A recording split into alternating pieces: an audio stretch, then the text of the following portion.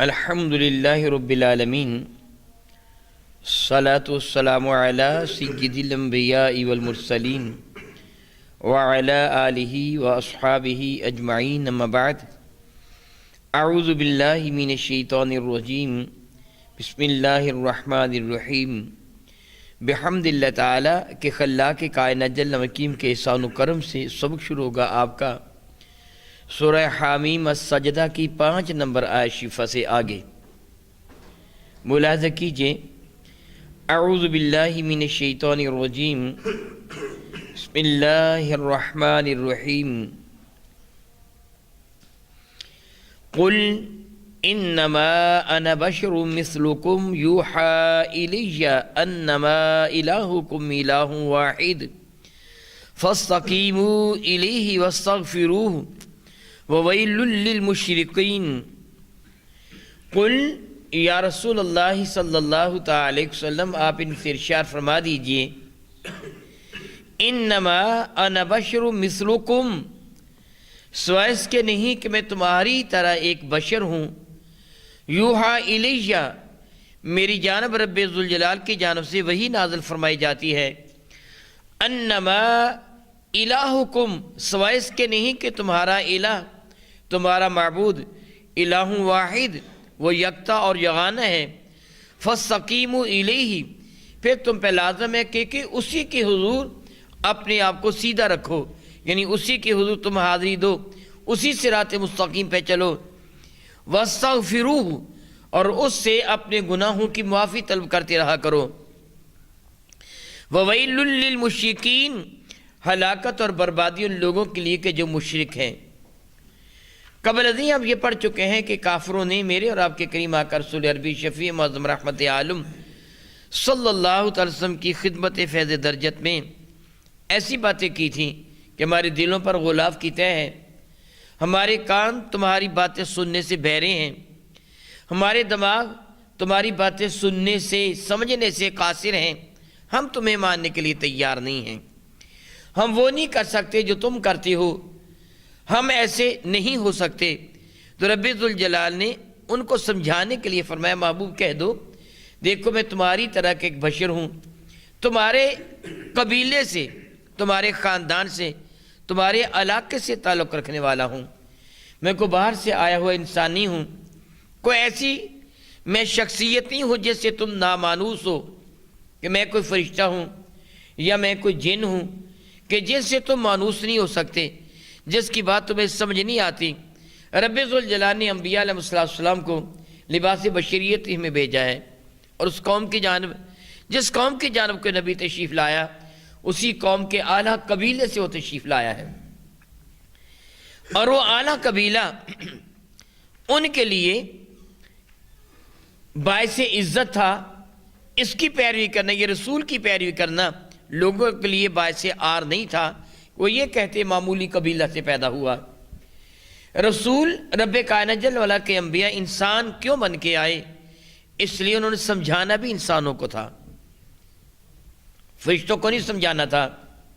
سادہ سی مثال دے کے میں آپ کو سمجھاتا ہوں، میرے کریم آقا تاجدار بجم شفیع معظم رحمت عالم صلی اللہ علیہ وسلم اگر ساری رات اللہ تعالیٰ جل وعلا کی عبادت میں بسر فرما دیتے ہیں، مشقت برداشت فرماتے ہیں، میرے کریم آقا تاجدار بجم شفیع معظم رحمت عالم صلی اللہ علیہ وسلم پر سنگ باری کی جاتی ہے، حضور کو ستایا جاتا ہے، میرے کریم آقا صبر و استقامت کا کوہ گراں ثابت ہوتے ہیں۔ اگر یہ فرشتے ہوتے تو کوئی انسان یہ کہہ سکتا تھا یہ سب کچھ برداشت کر لینا ایک فرشتے کا کام ہے، انسان کا نہیں۔ رب کائنات نے انبیاء کو انسان ہی بنایا تاکہ کوئی یہ نہ کہہ سکے کہ ان کے نقش قدم پہ نہیں چلا جا سکتا، یہ ہماری جنس سے ہی نہیں ہے، اگر ہماری جنس سے ہوتے تو ہم ان کے نقش قدم پہ چلتے، جو یہ کرتے ہم کیسے کر سکتے ہیں۔ میرے اور آپ کے کریم آقا رسول عربی شفیع معظم رحمت اللہ سمیت سارے کے سارے انبیاء علیہ السلام اپنی امتوں کے لیے ایک اسوہ حسنہ تھے،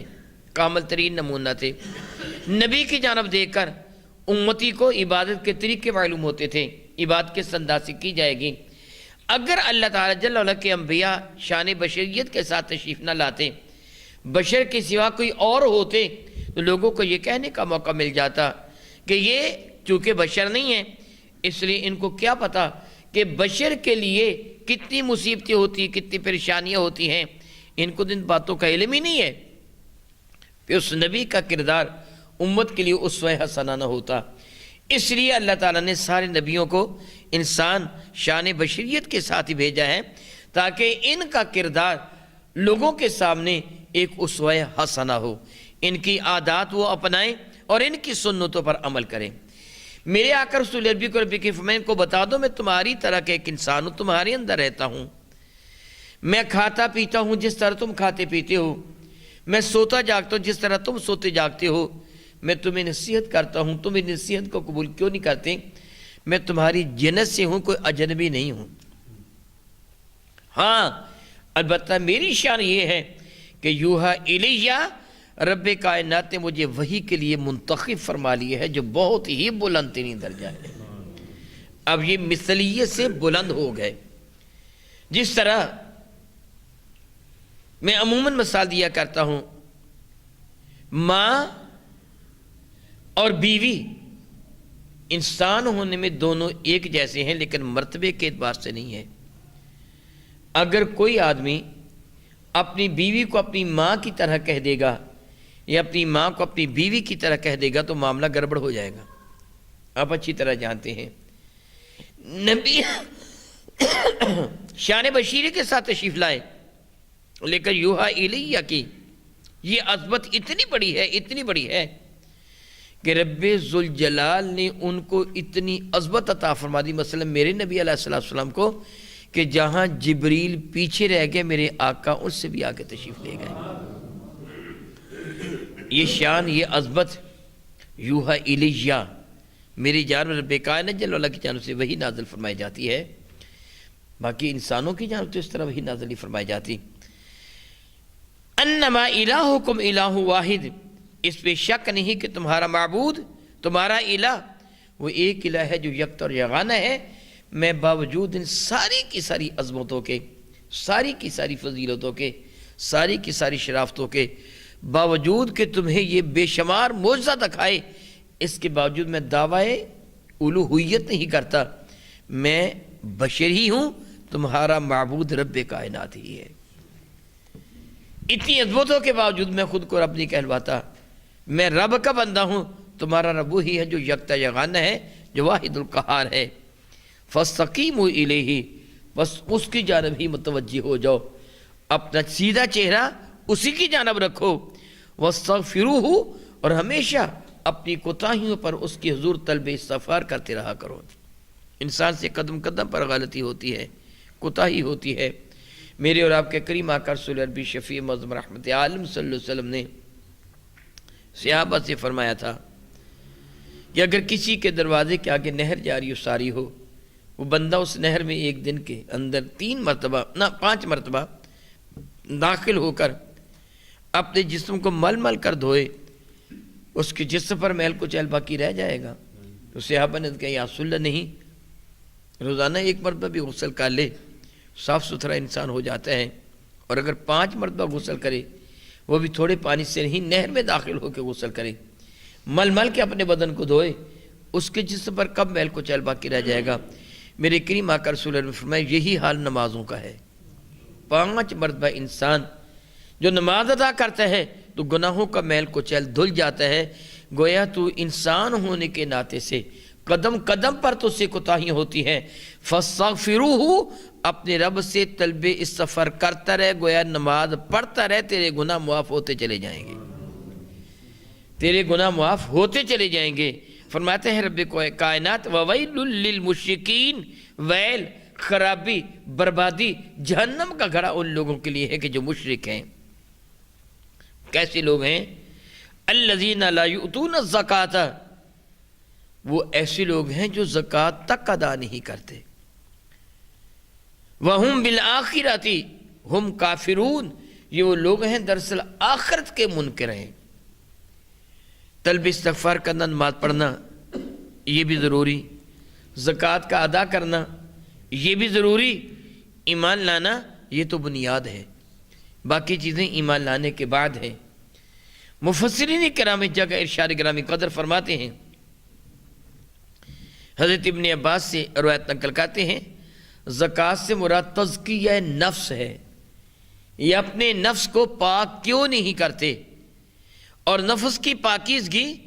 توحید و رسالت کے بغیر غیر ممکن ہے۔ جس طرح آپ بخوبی جانتے ہیں، آپ ایک کافر کو غسل دینا شروع کر دیں، دریا میں، سمندر میں اس کو غوطے دے دے کر بھی غسل دے دیں، پوری دنیا کے سمندروں کا پانی اس کے بدن پہ بہا دیا، جو پاک نہیں ہوگا، پاک ہوگا تو کلمہ طیبہ پڑھ کر پاک ہوگا، جب دامن مصطفیٰ کریم سے وابستہ ہوگا تب پاکیزگی میسر آئے گی۔ پاکیزگی کب میسر آتی ہے؟ جب بندہ تہ دل سے توحید و رسالت کا اقرار کر لیتا ہے۔ اس اعتبار سے زکوٰۃ کی ادائیگی سے مراد ان کا تزکیہ نفس ہوگا۔ بعد یہ فرمایا زکوٰۃ ایمان والے پر نافذ ہے، بے ایمان کافر پر زکوٰۃ نافذ نہیں ہے۔ ایک آدمی اگر آج ایمان لے کے آیا، وہ مالدار تھا 10 سال سے، تو سابقہ 10 سالوں کی زکوٰۃ اس پہ واجب نہیں ہے، ایمان لانے کے بعد زکوٰۃ واجب ہوتی ہے۔ کافر پر تو زکوٰۃ واجب نہیں، اسے یہ نہیں کہا جائے گا کہ تو 10 سال پہلے سے جو امیر آدمی تھا اب ایمان لے کے آیا، پچھلے 10 سالوں کی بھی زکوٰۃ ادا کر یا نمازیں ادا کر، نہیں، جب سے وہ ایمان لے کے اس کے بعد احکامات شرعیہ اس پہ نافذ ہوں گے، تو گویا وہ ایمان لانے والے نہیں بنتے ہیں، زکوٰۃ ادا نہیں کرتے ہیں، یعنی وہ ایمان لانے والے نہیں بنتے۔ حق یہ ہے وَهُمْ بِالْآخِرَةِ هُمْ كَافِرُونَ، وہ لوگ قیامت کے دن کا، آخرت کے دن کا انکار کرتے ہیں۔ اگر ان کے پاس یقین کی دولت ہوتی تو یہ کبھی نافرمانی نہ کرتے۔ اللہ اور اس کے رسول کی نافرمانی اس بات کی دلیل ہے کہ ان کا قیامت کے دن پر یقین نہیں ہے۔ فرماتے رب ذوالجلال ان الذین آمنوا وعملوا الصالحات سبحان اللہ تعالی و بحمدہ، وہ لوگ جو ایمان لے کے آئے، وعملوا الصالحات، اور ان نیک اعمال بھی کیے، اللہ کی کائنات فرماتا ہے لہم اجر، ان کو میں اجر عطا فرماؤں گا، ان کو بدلہ عطا کیا جائے گا، ان کو ثواب عطا فرمایا جائے گا، کتنا؟ غیر ممنون، جو کبھی ختم ہونے کو آئے گا ہی نہیں، جس پہ انقطاع ہے ہی نہیں ہے، ان کو وہ اجر عطا فرماؤں گا، وہ ثواب عطا فرماؤں گا، وہ عزت عطا فرماؤں گا۔ میرے اور آپ کے کریم آقا رسول عربی شفیع معظم رحمت عالم صلی اللہ علیہ وسلم کے ایک ارشاد گرامی قدر کا مفہوم بنتا ہے، جب رب ذوالجلال سب ایمان والوں کو جہنم سے نکال لے گا، خواہ کسی بھی اعتبار سے، میرے کریم آقا رسول عربی کی شفاعت سے نکال لے گا، یا کسی کی گناہوں کی سزا پوری ہوگی اس کو نکال لیا گیا، یا کسی دوسرے کی سفارش سے، جس طرح ایمان والوں کے چھوٹے بچے بھی شفاعت کریں گے، حرم کعبہ قرآن کریم بھی شفاعت کرے گا، علماء، اولیاء، شہداء، حفاظ قرآن بھی سفارش کریں گے۔ رب کائنات جل وعلا جب ایمان والوں کی سفارش سے، سب سے زیادہ میرے کریم آقا کی سفارش سے، یوں کہیے رب کریم اپنی رحمت کے توسط سے، اپنی رحمت کے وسیلہ سے، جب وہ شخص کو بھی جہنم سے نکالے گا جس کے دل میں ایک ذرہ کے برابر ایمان ہے، اب جہنم میں کوئی بھی ایمان والا باقی نہ رہے گا، تو جہنم کا دروازہ بند کر دیا جائے گا اور اعلان کر دیا جائے گا اب جہنم سے کسی کو کبھی بھی باہر نہیں نکالا جائے گا۔ تو یہ اعلان اہل جہنم پر، وہ تو پہلے ہی بہت بڑی مصیبت پہ تھے، ایک بجلی بن کر گرے گا اور وہ مایوس ہو جائیں گے، کبھی بھی ہم کو جہنم سے نکالا جائے گا، سخت ان کو غم ہوگا۔ اور ادھر جب آخری ایمان والا جنت پہ داخل ہو جائے گا تو پھر اہل جنت پہ اعلان کر دیا جائے گا اب کبھی بھی تم کو جنت سے باہر نہیں نکالا جائے گا، جو نعمتیں تم کو عطا کی گئی ہیں کبھی بھی ان نعمتوں کو چھینا نہیں جائے گا۔ دنیا میں نعمتیں چھین جاتی ہیں، اللہ تعالیٰ جل وعلا اپنے محبوب مکرم کے صدقہ سے وہ انعامات جو سے ہمیں عطا فرمائے، وہ نعمتیں جو عطا فرمائی، اللہ تعالیٰ دے کر وہ نعمتیں واپس نہ لے، بہت مشکل ہے دی ہوئی نعمتیں رب کائنات واپس لیں۔ یہ رب کائنات نعمتیں دیکھیں، آنکھیں ہیں، کان ہیں، ناک، کتنی نعمتیں ہیں، اگر یہ زندگی میں واپس چلی جائیں تو زندگی اندھیر ہو جاتی ہے۔ سب سے بڑی نعمت ایمان ہے، اللہ تعالیٰ یہ کبھی بھی واپس نہ لے۔ باقی نعمتیں ختم ہو جاتی ہیں، انسان جب مر جاتا ہے یہ سارے کے سارے انعامات یہ سمجھیے چراغ بجھ جاتے ہیں، آنکھوں کا چراغ ہے یا یہ کانوں کا سننا، زبان کا بولنا وغیرہ وغیرہ، یہ سارے کے سارے ختم ہو جاتے ہیں، انسان کا جسد خاکی مٹی میں مل جاتا ہے، روح اس کی باقی رہ جاتی ہے، ایمان کی دولت باقی رہ جاتی ہے، دنیا کی دی ہوئی نعمتیں چھن جاتی ہیں، لیکن قیامت کی جو نعمت یعنی جنت کی جو نعمت ہوگی وہ دے کر واپس نہیں لی جائے گی۔ یہ نہیں ہوگا کہ کبھی کسی کو موت آ گئی، نظر کمزور ہو گئی، یا کوئی بیمار ہو گیا، ناک کی میل، کان کی میل، منہ کی بو وغیرہ وغیرہ، بدن کی میل، ناخنوں کا بڑھنا،